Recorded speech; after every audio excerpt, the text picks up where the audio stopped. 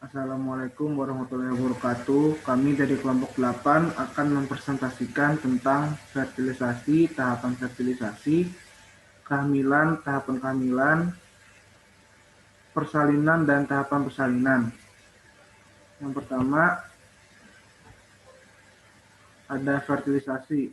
Fertilisasi merupakan proses meleburnya sel sperma dengan sel ovum membentuk zigot yang didahului oleh peristiwa kopulasi atau persetubuhan. Fertilisasi terjadi di oviduk atau tuba falopi. Dalam perjalanan menuju uterus, zigot akan mengalami pembelahan. Pembelahan zigot menghasilkan 32 sel yang bentuknya sama dan seperti buah arbe disebut morula. Pembelahan morula menghasilkan blastosit dan fasenya disebut blastula.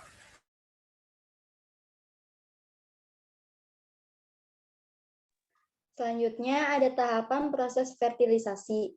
Yang pertama, lepas dari ovarium, oosit akan melengkapi meiosis 1 dan memulai meiosis 2, berhenti di metafase 2, sambil bergerak menuju ovidak dengan bantuan epitel bersilia. Kemudian setelah sperma diejakulasi, sperma bergerak ke serviks atau leher rahim, uterus, hingga tiba di ovidak atau tuba falopi.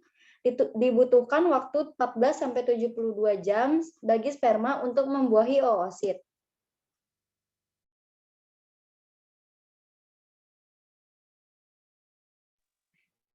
Yang ketiga, kapasitas spermatozoa di ovidak adalah masa penyesuaian dalam saluran reproduksi wanita, di mana terjadi pelepasan selubung glikoprotein dan protein-protein plasma semen yang membungkus akrosom yang berlangsung kira-kira 7 jam pada manusia.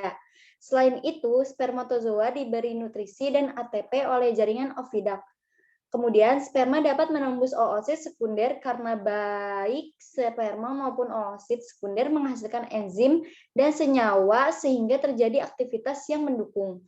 Yang terakhir, fusi membran oosit dan membran sperma sehingga terjadi reaksi granula korteks oosit untuk mencegah lebih dari satu sperma yang masuk atau antipolispermia.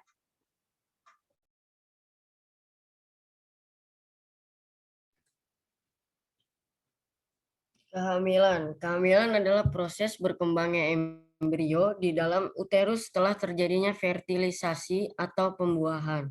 Proses kehamilan pada manusia berlangsung kira-kira 266 hari atau 38 minggu.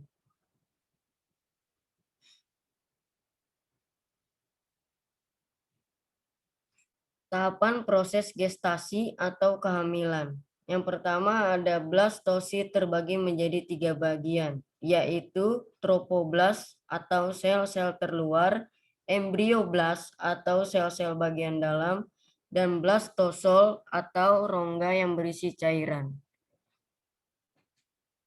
Tropoblast berkembang membentuk membran embrio, korion, dan amnion. Pada embrioblas terdapat bintik benih sebagai hasil pembelahan selnya.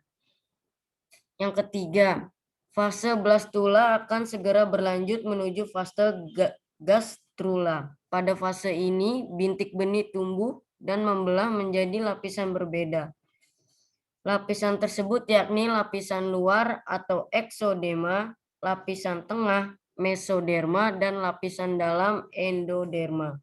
Yang keempat, kemudian masing-masing lapisan tersebut akan berkembang menjadi organ-organ yang dimiliki embrio atau mengalami organogenesis. Setelah minggu ke-8, embrio membentuk berbagai organ dengan pesat. Embrionya dinamakan sebagai janin atau fetus.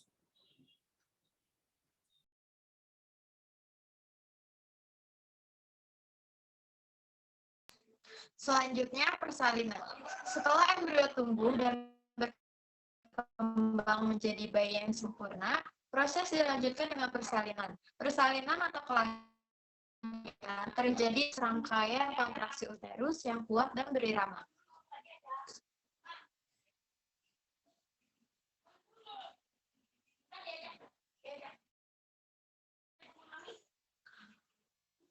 Prosesnya terjadi persalinan ada 3 tahap. Yang pertama, dimulai dengan pembukaan dan pemipihan serviks leher rahim, dilanjutkan dengan dilatasi sempurna. Yang kedua, eksklusi atau pengeluaran bayi. Adanya kontraksi yang kuat dan terus-menerus mengakibatkan bayi mulai turun dari uterus menuju vagina. Yang ketiga, keluarnya bayi yang berplasenta. Plasenta bayi ini akan dipotong dan dijepit sehingga menjadi pusar. Terima kasih dari kelompok 4. Kurang lebihnya mohon maaf apabila ada kesalahan. Wassalamualaikum warahmatullahi wabarakatuh.